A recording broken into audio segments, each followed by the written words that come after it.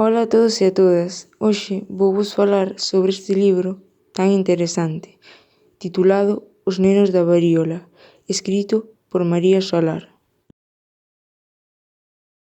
1803, unha historia basada en feitos reais protagonizada por nenos e nenas que vivían en hospicios.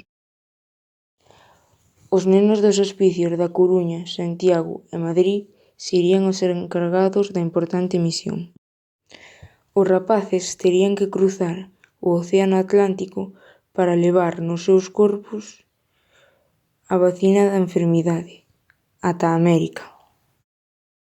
A expedición do Dr. Balmis convertirase nun feito histórico que ninguén esquecerá.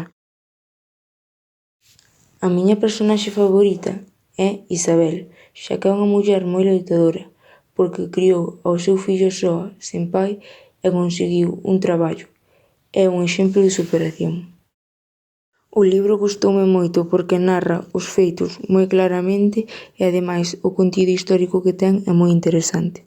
María Solar nada o 25 de decembro de 1970 en Santiago de Compostela é escritora, xornalista, presentadora da Televisión de Galicia e da Radio Galega. En 2014, con O meu pesadelo favorito, conseguiu o Premio Lazarillo, o premio ao mellor libro infantil da Gala do Libro Galego, e entrou na prestixiosa lista White Ravens dos mellores libros infantís do mundo, distinción que repetiu en 2016 con Teño uns pés perfectos.